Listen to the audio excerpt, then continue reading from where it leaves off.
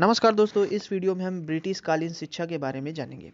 18वीं शताब्दी से लेकर के आज़ादी तक ब्रिटिश काल में किस तरीके से भारतीय शिक्षा का विकास हुआ, कौन-कौन से आयोग, घोषणा पत्र जारी हुए, इसी के विषय पे चर्चा करेंगे। इस वीडियो में हम 1813 का आज्ञा पत्र, 1835 में मैकाले का घोषणा पत्र, 1854 में वुड का घोषणा पत्र, 1882 में हंटर आयोग का गठन और 1904 में भारतीय विश्वविद्यालय आयोग के गठन, इन सभी विषयों पर चर्चा करेंगे। ये video UP TET, super TET के लिए काफ़ी महत्वपूर्ण है। हमेशा इन विषयों से लेकर के प्रश्न पूछे ही जाते हैं, तो वीडियो को पूरा देखें। नमस्कार, मेरा नाम है श्याम शरण रस्तोगी। अगर आप ऐसे ही महत्वपूर्ण वीडियो देखना चाहते हैं तो प्लीज़ मेरे चैनल को लाइक, शेयर, सब्सक्राइब कर दीजिएगा। इस क्षेत्र में सबसे पहला कदम ब्रिटिश संसद द्वारा पारित 1813 का आज्ञा पत्र में किया गया, जिसने भारतीय शिक्षा को नवीन दिशा देने की कोशिश की, जिसके तहत ईस्ट इंडिया कंपनी ने यह निर्णय किया कि अब भारत में कम से कम 1 लाख रुपए की धनराशि प्रति वर्ष शिक्षा के क्षेत्र में व्यय करेगी। लेकिन इसके बाद ही एक विवाद का जन्म होता है, जिसका नाम होता है प्राच्य और पाश्चात्य विवाद। ब्रिटिश संसद ने शिक्षा के क्षेत्र में 1 लाख रुपए खर्च करने का निर्णय तो ले लिया, लेकिन ये बताने में असफल है कि इन रुपयों का उपयोग पाश्चात्य शिक्षा के विकास में होगा या फिर प्राच्य शिक्षा के विकास में होगा, जिसके बाद प्राच्य और पाश्चात्य विवाद का जन्म होता है।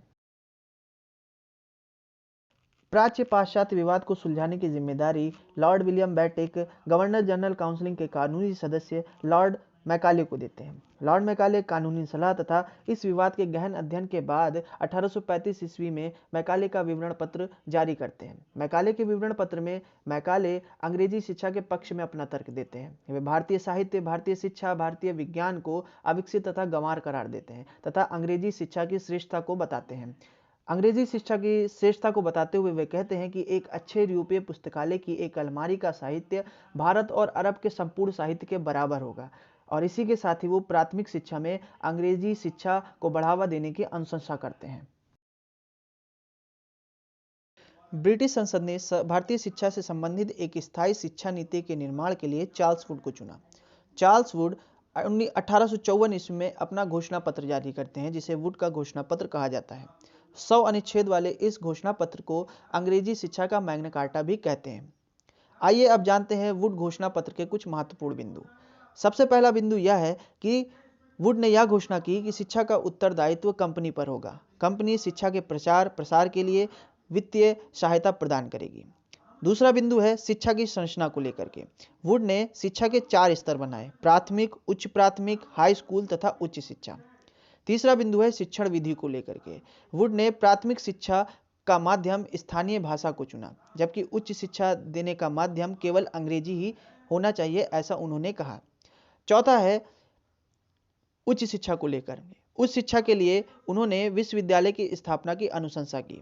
पांचवा है उन्होंने बताया कि पाठ्यक्रम में भारतीय साहित्य तथा संस्कृति को भी आवश्यक स्थान दिया जाना चाहिए। ये वुड के घोषणा पत्र की अनुशंसाएं थी। अब बात करते हैं हंटर आयोग की। सन 1882 ईस्वी में लॉर्ड रिपन भारतीय शिक्षा आयोग का गठन करते हैं और इसकी अध्यक्षता दी जाती है विलियम हंटर को, जिसके बाद इसे हंटर आयोग कहा जाने लगता है। ये प्राथमिक शिक्षा का प्रथम आयोग भी इसे माना जाता है।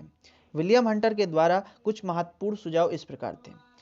सबसे पहला, प्राथमिक शिक्षा व्यवहारिक होनी चाहिए। दूसरा, प्राथमिक शिक्षा को देसी भाषा में ही देना चाहिए, यानी कि स्थानीय भाषा की उन्होंने अनुशंसा की। तीसरा, प्राथमिक शिक्षा का नियंत्रण जिला परिषदों तथा नगर पालिकाओं के हवाले कर देना चाहिए। चौथा, धार्मिक शिक्षा का प्रोत्साहन नहीं देना चाहिए।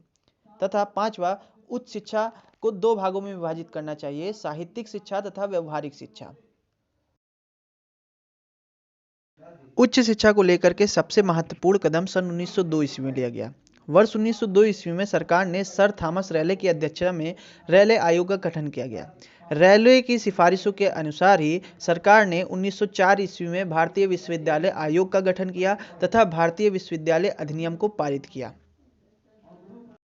तो ये थे ब्रिटिश शिक्षा से जुड़े कुछ महत्वपूर्ण आयोग। अगर आपको वीडियो पसंद आती है तो प्लीज़ लाइक, शेयर, सब्सक्राइब कर दीजिएगा, ताकि मैं ऐसे ही महत्वपूर्ण वीडियो बनाता रहूं और आपको जानकारी देता रहूं। धन्यवाद।